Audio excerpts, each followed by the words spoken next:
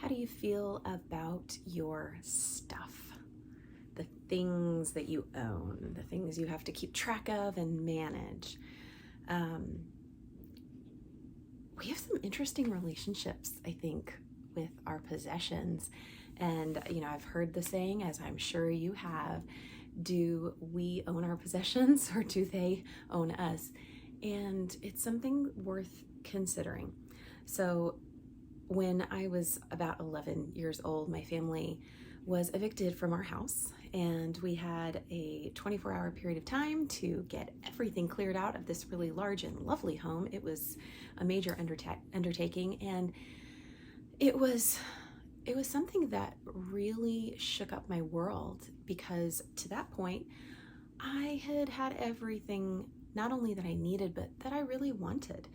I had way too much stuff, way, way, way too much. I couldn't keep it clean. I couldn't keep it taken care of.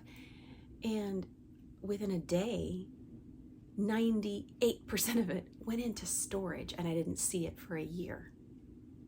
And we moved into this tiny little townhome with a set of grandparents and, our enormous dog, and there was no room, and I slept on a couch or an air mattress for the next year. We didn't have our own home. And I'm so deeply thankful that I had a safe place to be, despite that year and despite that upheaval in my world. God provided, and I was always safe, and I was always fed and, taken care of. But it's different not having your own home, right? I learned the difference between want and need in that season of my life. And it's also kind of challenged me over the years with my relationship with our stuff. And this home that we have lived in for the past 7 or so years, we have just been so blessed here. We love our neighborhood and the friends we have here and the community that we've grown. But sometimes God says, hey, get ready for change. And that change might involve letting go of stuff. It might involve letting go of our home, though we don't really know yet.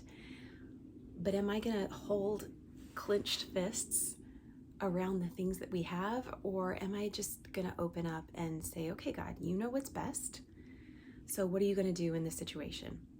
And it's been this choice that, as Steve and I have been having these conversations in the past year or so about what this change might turn out to be, I have seen my hands open. They're no longer clenched tight, thinking that I can hold on to what I have. I just want to be open-handed, because God's the one that brings it here anyway. I didn't bring any of our stuff. I didn't provide. God's the one that brought it all here.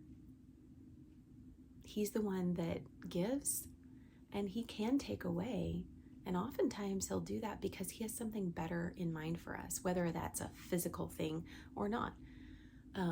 Many times it's something that he wants to work inside of us, like deepening our trust. Do you have any issues trusting God, trusting that whatever this difficult circumstance that you might be facing, or this uncertainty that you're in the middle of, can you trust that he is going to somehow bring good out of it? What's getting in the way of your trust? What's getting in the way of you being open to what God wants to do in your life that might be a little bit uncomfortable? And today, are you willing to take those clenched fists and just open them a bit?